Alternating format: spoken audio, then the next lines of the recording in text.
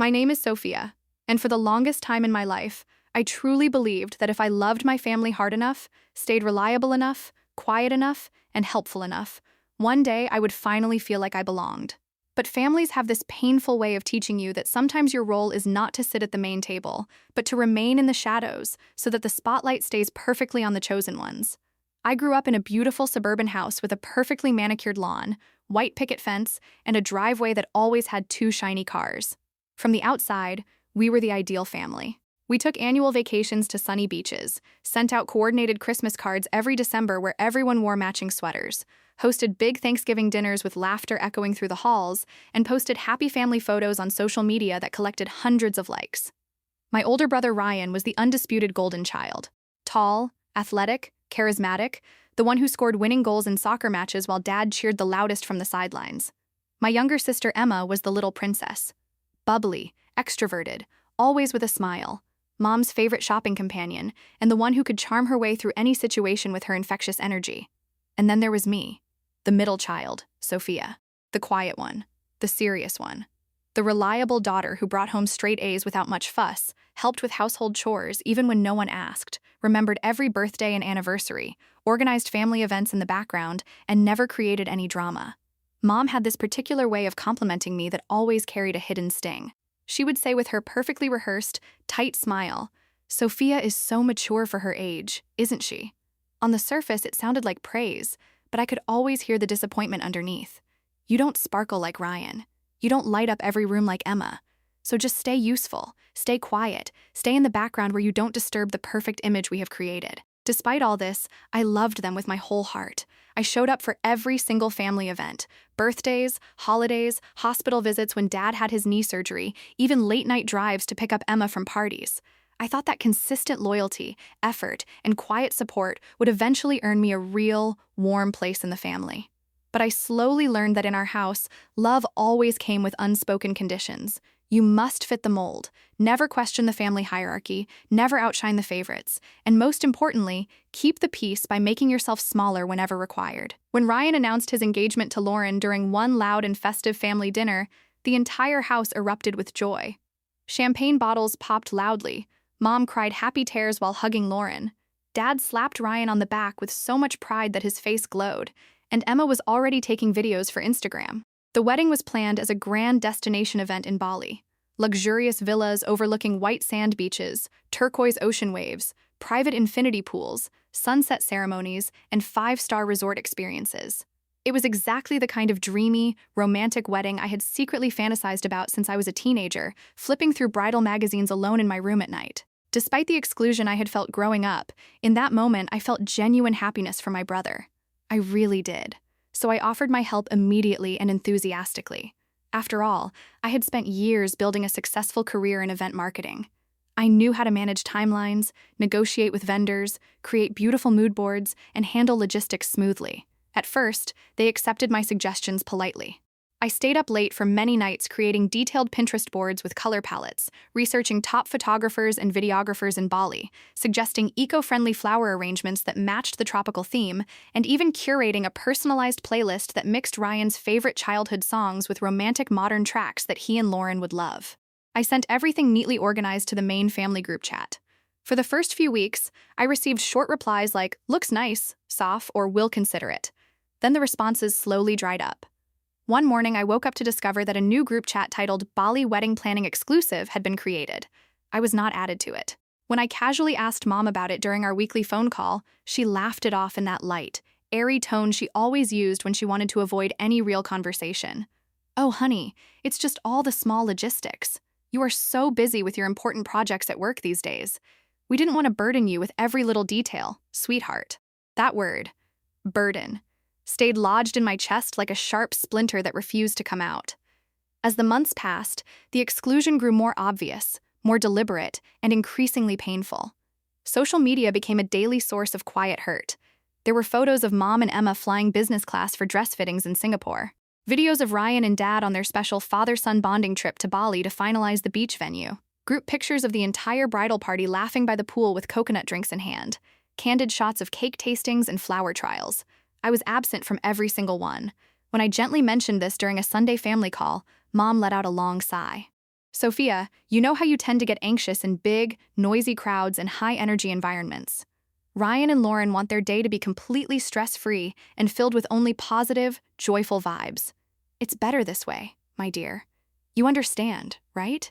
It's better this way. I understood it all too clearly. I was the serious one, the reserved one, the one whose quiet personality and thoughtful nature might accidentally ruin the vibe of their perfectly filtered, sun-drenched, champagne-filled fantasy. The one who did not quite match the energetic, loud, picture-perfect version of family they wanted to show the world. The official invitations finally arrived in thick, luxurious, cream-colored envelopes with beautiful gold embossing, tropical leaf motifs, and a faint scent of sandalwood. For 2 full weeks, I checked my mailbox every single day, my heart beating with a strange mix of hope and anxiety. Nothing came for me. When I could no longer bear the silence, I called Dad. There was a long, heavy, awkward pause on the line before he spoke. Sophia, we really had to keep the guest list extremely tight this time. Lauren's extended family is very large, and the budget became complicated. Plus, honestly, your energy is a bit more reserved and serious. We didn't want any unnecessary tension on such a happy, celebratory day. I stood completely still in the middle of my small but cozy apartment kitchen, phone pressed tightly to my ear, staring at the empty rectangular space on my refrigerator door where a wedding invitation should have been proudly displayed. In that moment, something deep inside me did not break with loud sobs or explosive anger. Instead, it shifted quietly but permanently. A heavy door closed inside my heart. I did not argue. I did not beg. I did not cry on the phone. I simply replied in a calm, steady voice, I understand completely, Dad. Please give my congratulations to Ryan and Lauren. Then I hung up and sat down slowly on the kitchen floor. On the actual day of Ryan's grand Bali wedding, while my family posted breathtaking sunset vows on the Golden Beach, infinity pool after-parties with fireworks, romantic couple photos under palm trees, and captions full of words like best day ever with my forever family and blessed beyond words, I sat quietly on my living room couch beside my fiancé Alex. He held my hand in silence for a long time, offering comfort without forcing words. Eventually, he spoke softly, his voice full of love and protectiveness. They don't deserve your light, Sophia. They never truly saw it, but I do. Every single day. That night, as I lay awake staring at the ceiling with dry eyes, I made a firm, life-changing decision. This would not be about loud, dramatic revenge. It would be about complete, elegant, powerful reinvention of my own story on my own terms. Alex and I had already been engaged for 14 beautiful months. We had originally planned a small, intimate garden wedding for the following spring with just close friends and immediate family. That plan changed forever on that painful night. I turned to him in the darkness of our bedroom and whispered with newfound determination, what if we made our wedding something truly impossible to ignore? Not to punish them, but to celebrate who we really are, and to turn this pain into something meaningful and bigger than all of us. He smiled warmly in the dim light and squeezed my hand. Let's build something truly beautiful together. We deliberately selected a date exactly 6 weeks after Ryan's Bali wedding. It felt symbolic and poetic to me personally, but not obvious enough for others to connect immediately. From that very moment onward, I went completely silent across all social media. No cryptic hints, no complaints, no passive posts. While my family continued flooding everyone's feeds with honeymoon glow photos, grateful for this perfect family captions and endless Bali throwbacks, I worked quietly and methodically in the background, the same way I had always done things, except this time every effort was solely for myself and my future. My professional network in event marketing and corporate communications proved invaluable. I reached out carefully, one professional email and call at a time. First, I secured an absolutely stunning clifftop venue in Greece, a luxurious resort with whitewashed buildings, private beaches, and breathtaking panoramic views over the sparkling Aegean Sea. The venue manager remembered my professionalism from a previous corporate event I had organized flawlessly and offered us an excellent rate, especially after hearing about the charity integration. The charity component became the emotional and purposeful heart of the entire wedding. After careful research, I partnered deeply with Bright Future Education, a well-established, transparent international NGO that builds schools, funds, teacher training programs, and provides educational resources in rural and underprivileged communities across Southeast Asia and parts of Africa. This was not a superficial donation link. We integrated it meaningfully into every aspect of the event. We hired a professional live streaming production team with 4 high-quality cameras, a skilled drone operator for cinematic aerial shots, and an experienced director I had collaborated with successfully in the past. The full ceremony and reception would be streamed live on YouTube, Instagram Live, and a custom-branded event website. Viewers from anywhere in the world could donate in real time through a secure, beautifully designed platform. Every single donation would be tracked with full transparency. Photos and updates of school construction, student interviews, teacher stories. We created clear impact tiers. $50 could sponsor a complete school bag with supplies for one child. $500 helped build desks and basic furniture for a classroom. $5,000 funded an entire new classroom, and larger corporate donations went toward full school buildings. Several companies from my professional network agreed to matching donation programs up to a combined total of $150,000. The wedding gown itself was a masterpiece of quiet power. I collaborated with a sustainable fashion designer I had worked with previously on a major campaign. We spent multiple weeks refining sketches and fabric selections. The final creation was made of the softest ivory silk that flowed like water, adorned with delicate hand-embroidered gold details inspired by ancient Greek symbols of rebirth, phoenix motifs, olive branches, and constellations representing new beginnings. When I stood in front of the mirror during the first fitting in Paris and felt the fabric gently embrace me, silent tears rolled down my cheeks. These were not tears of sadness. For the first time in many years, I saw the woman I had always been deep inside. Strong, worthy, radiant, no longer defined by being the erased middle daughter. The planning process was intense but deeply fulfilling. I personally handled detailed vendor contracts, coordinated international guest travel arrangements, including flights, airport transfers, and private villa bookings for guests coming from different countries. I designed custom menus featuring fresh local Greek ingredients with plenty of vegetarian, vegan, and gluten-free options. We booked a talented live band capable of seamlessly blending classical pieces with contemporary love songs. A top-tier photography and videography team known for their emotional, cinematic wedding films was hired. Every logistical detail was covered meticulously: security arrangements, weather contingency plans, emergency medical support, transportation schedules, and beautiful welcome bags for guests. This was no longer just a wedding celebration. It had become a powerful statement of self-worth, love, and positive impact wrapped in elegance and beauty. We kept the core guest list intentional, warm, and meaningful.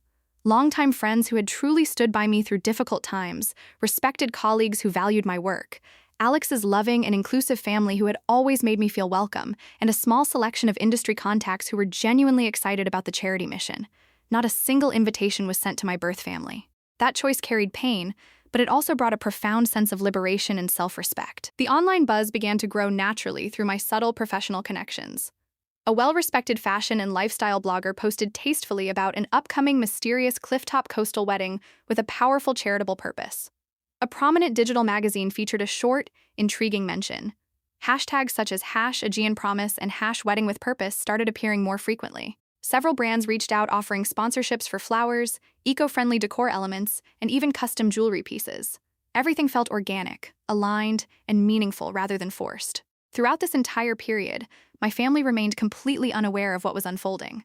Mom continued sending occasional messages laced with subtle guilt. "Hope you are doing okay after missing Ryan's big day in Bali. Maybe we can all plan a nice family dinner together soon." I left most of them on read, focusing my energy on creation instead of explanation. Finally, the long-awaited wedding day arrived under clear, golden Greek skies. The sun kissed the Aegean Sea, creating sparkling diamonds on the water as guests began arriving in elegant attire, some having traveled from different continents.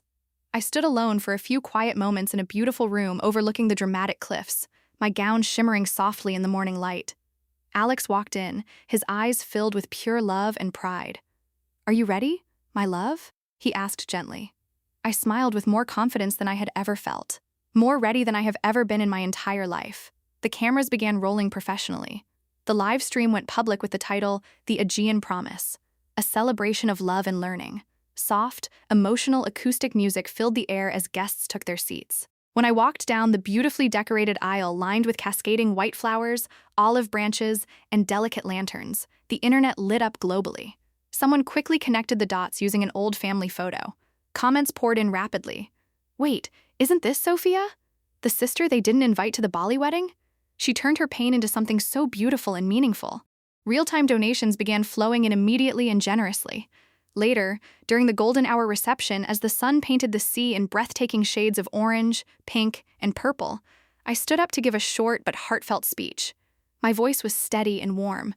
Today is not only about two people promising forever. It is about consciously choosing the family we build with genuine love and deep respect. Thank you all for being here with us. And thank you to everyone watching for helping us create real change. Every donation made tonight becomes a brick in a new school, a book in a child's hands, a brighter future for someone who deserves every opportunity. By midnight, donations had already crossed $180,000 and continued climbing rapidly, thanks to matching sponsors and widespread viral sharing. The live stream reached peaks of over 450,000 concurrent viewers from countries around the world. My phone started exploding with messages around 1 a.m. Mom, Sophia, what on earth is happening? Why didn't you tell any of us? This is everywhere online. Ryan, this feels like a deliberate cheap shot at our Bali wedding. Was that really necessary, Soph? Emma, Mom is crying nonstop. You turned your wedding into a statement about our family. I replied to the group chat with calm, dignified clarity. This was never about hurting any of you.